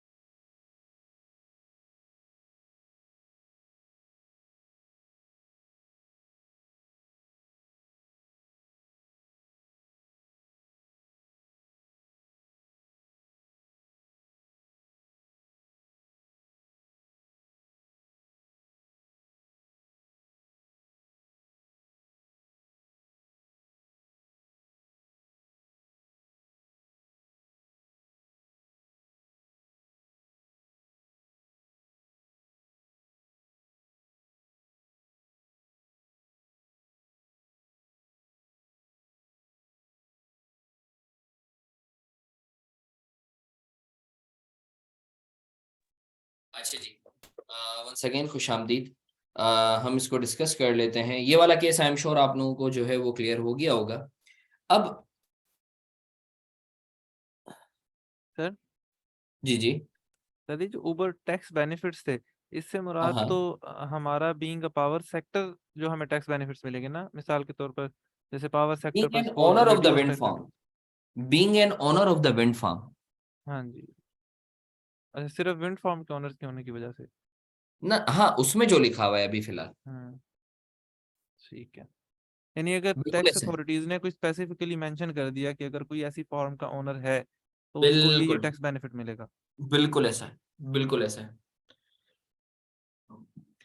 अच्छा जी, अब हम बात करते हैं एक और सिनेरियो में कि डिसीजन मेकिंग पावर किसके पास होना चाहिए। राइट टू यूज, अगर मुझे डिसाइड करना है कि राइट टू यूज जो है वो right to direct the use के इस्तेमाल कैसे करना है, तो देखें अगर तो सप्लायर के पास ये है ना राइट के डायरेक्शन जो है वो डायरेक्ट टू यूज जो है कि हाउ टू यूज, वो अगर तो सप्लायर के पास है तो ये तो लीज ही नहीं है।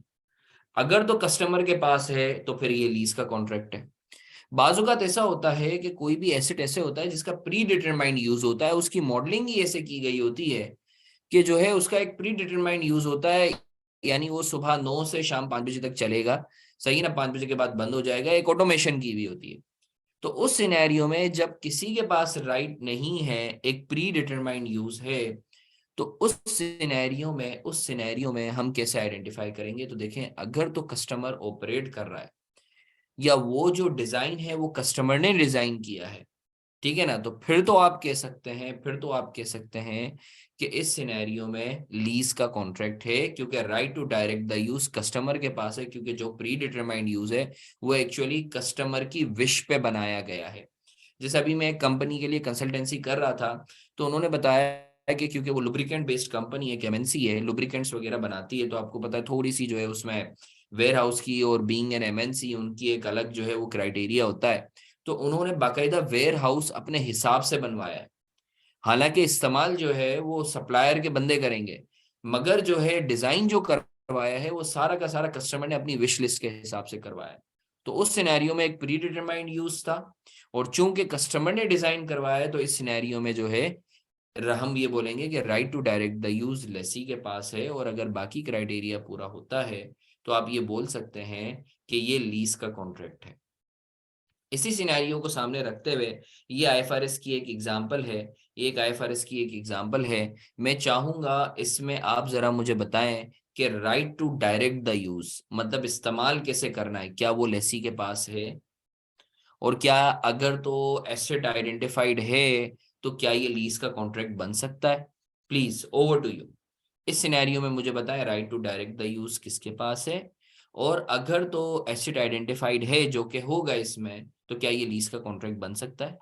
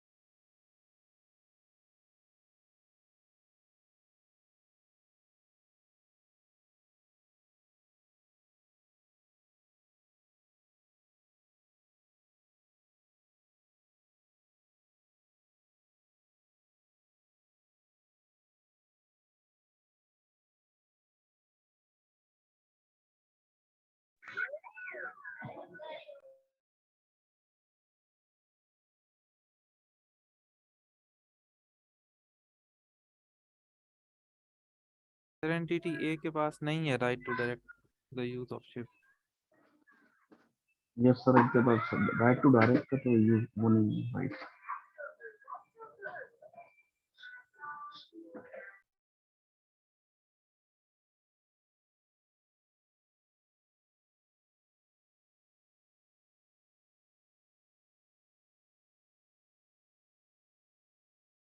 सर लीज एग्रीमेंट तो ये बन रहा है, लेकिन राइट जो है ना वो राइट टू यूज उसको दिया हुआ है उसने बी को।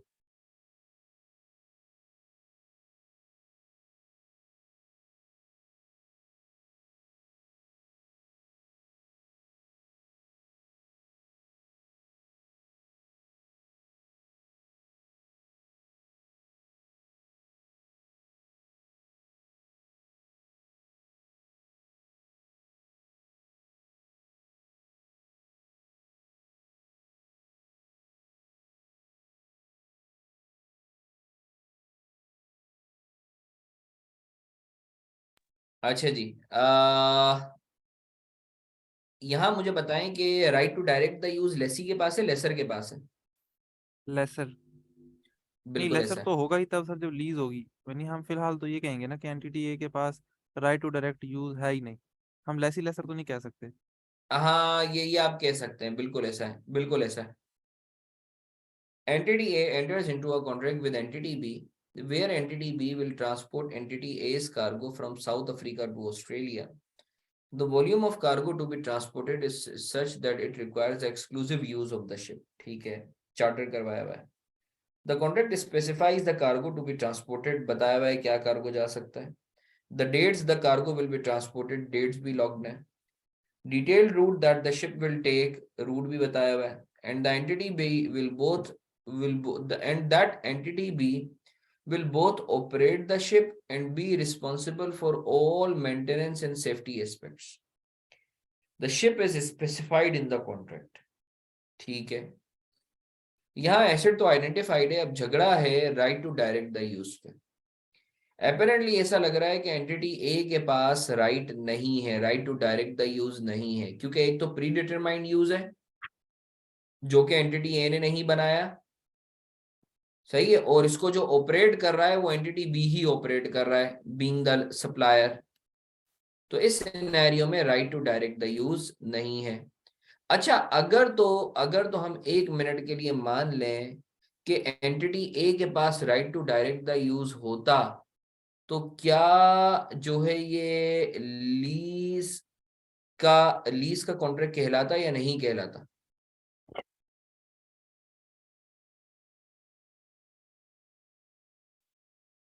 नहीं कहलाता फिर भी।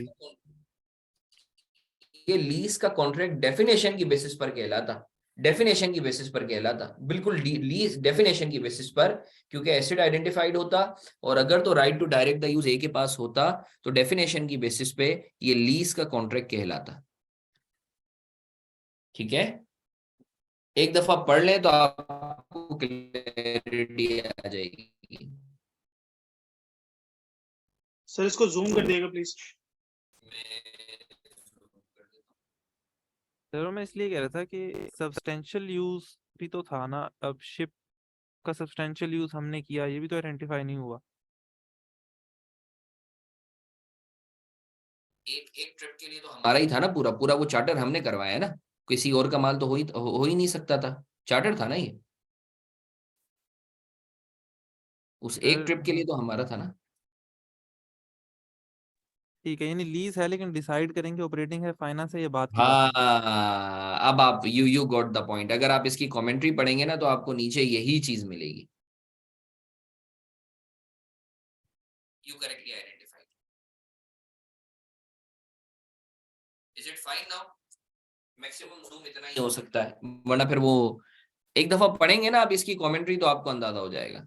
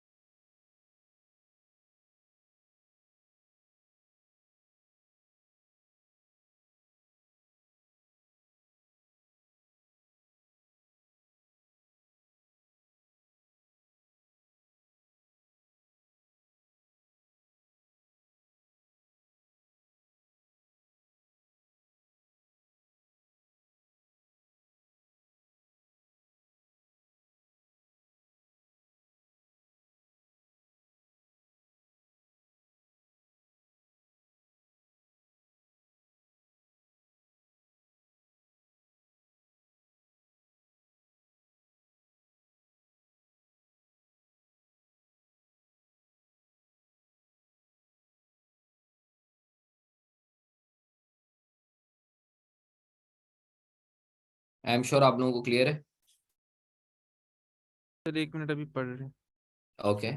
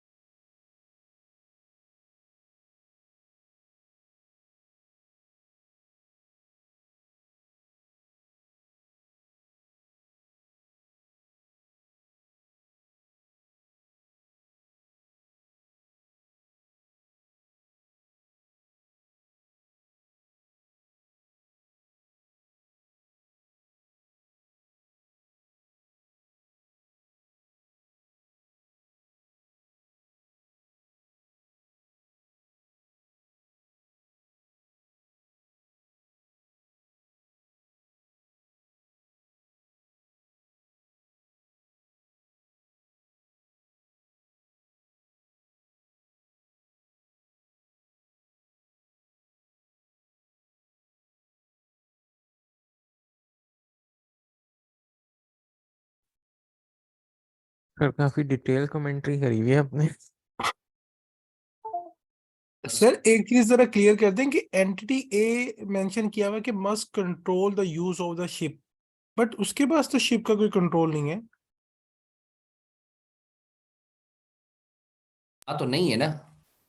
इसीलिए तो वो लेसी का कॉन्ट्रैक्ट नहीं बन रहा है, इसीलिए नहीं बन रहा। हाँ ना, बिल्कुल ऐसा है। ओके मस्ट का मतलब ये एंटिटी के पास होना चाहिए, अभी नहीं है, तो इस वजह से जो है ये लीज का कॉन्ट्रैक्ट भी नहीं है।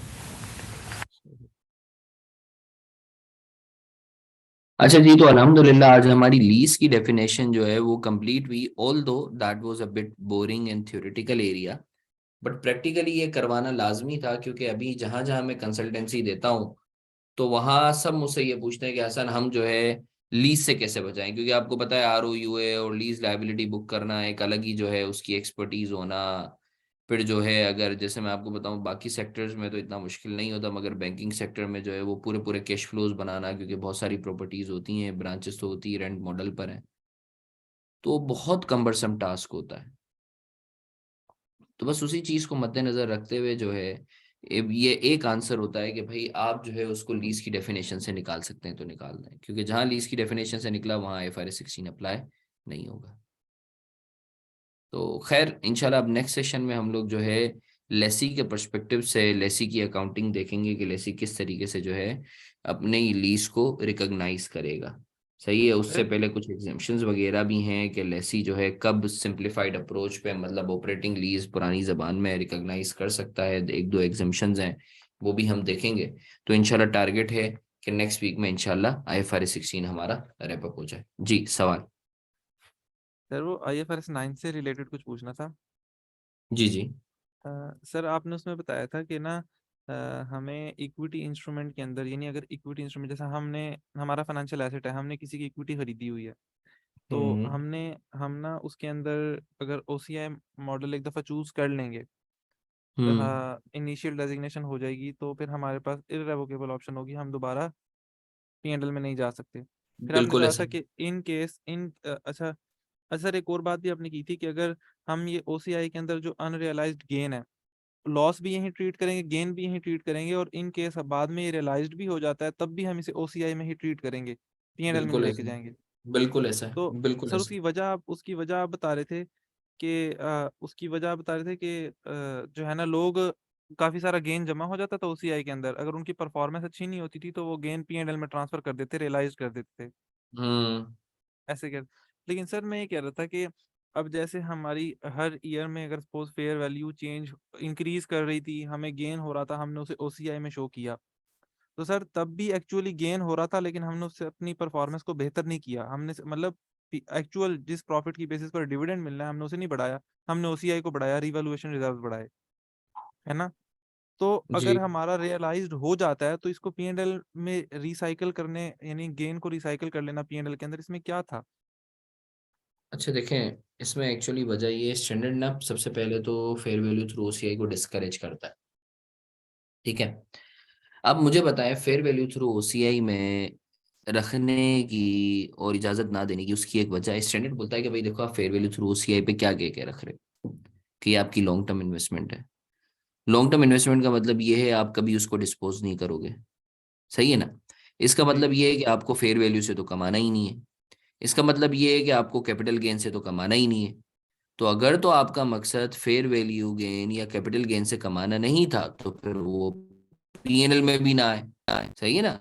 इसके जी बैकएंड पे एक्चुअली स्टैंडर्ड नहीं है, एक डिस्करेज करने के लिए स्टेप लिया है। स्टैंडर्ड ने बोला भाई सही है ना, आपने बोला था ना, आपने बोला था ये लॉन्ग टर्म इन्वेस्टमेंट है। लॉन्ग टर्म इन्वेस्टमेंट का मतलब है you are least bothered about the capital gain, तो फिर उसको आप पीएनएल में नहीं लेकर आओ। You are bothered about the dividend income, dividend income को पीएनएल में लेकर आओ, कोई हर्ज वाली बात नहीं है। तो आप स्टैंडर्ड का कॉन्सेप्ट समझिए कि क्यों इसने मना किया हुआ है। यानी क्योंकि वो भी आपका तो चाह एम रहे ही हैं नहीं कि था। लोग, जी कि बिल्कुल आपने डे सर, वन पे ये असर्ट किया था कि भाई हम इसको फेयर वैल्यू थ्रू ओसीआई पे इसलिए रख रहे हैं क्योंकि हमारी लॉन्ग टर्म इन्वेस्टमेंट है। बिल्कुल सर, ये इससे ये हो गया कि फिर लोग अपनी मर्जी नहीं कर सकेंगे आसानी से। हाँ बिल्कुल ऐसा है, बिल्कुल ऐसा है। तो फिर आज के लिए इतना ही रखते हैं और इंशाल्लाह फिर नेक्स्ट क्लास में जो है हम क्या कहते हैं इंशाल्लाह कोशिश करेंगे कि नेक्स्ट के 2-3 सेशंस में हम IFRS 16 को कंक्लूड अच्छा सर, करेंगे। एक और बात ताहिर भाई जी सर, ये जो, बिल्कुल, हम लोगों ने लास्ट सेशन में ECL मॉडल कवर कर लिया था। अच्छा सर एक और बात, ये जो जी स्टॉक जी एक्सचेंज के अंदर वैल्यूज हमारी शेयर प्राइस होती है, ये तो हमारी अर्निंग्स की बेसिस पर होती है। ये ईपीएस खालिसतन ईपीएस की बेस पर होती है, ये रिटेन्ड अर्निंग्स को भी मद्देनजर रखा जाता है? ये बहुत सारे फैक्टर्स होते हैं, सिर्फ आपकी रिटेन अर्निंग या अर्निंग्स वगैरह नहीं होती, बहुत सारे फैक्टर्स होते हैं। बाज़ औक़ात आपकी स्पेकुलेशन भी होती है इसमें। तो ऐसे आजकल के जैसे पाकिस्तानी सिनेरियो अगर आप देखें तो ऐसी इतनी सारी कंपनीज हैं यानी जिनकी अर्निंग्स बहुत अच्छी हैं मगर आज मार्केट की वजह से जो है ओवरऑल पूरी मार्केट बैठी हुई है।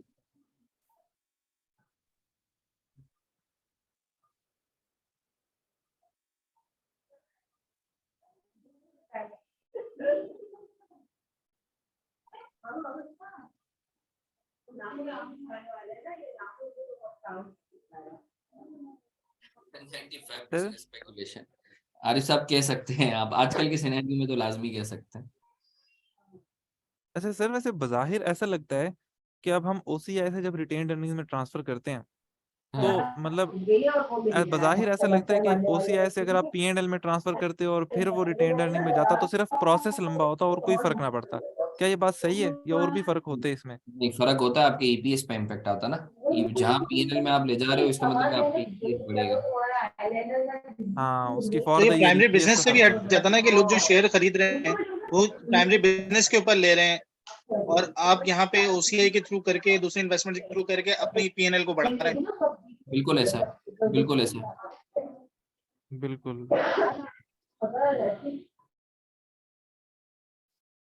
फिर आज का सेशन हम कंक्लूड करते हैं। सी यू इंशाल्लाह all on next week Monday.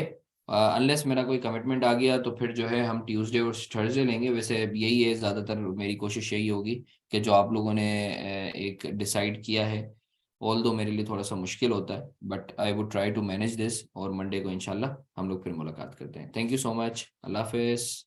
Allah Hafiz. Hafiz sir. अल्लाह हाफिज़ सर।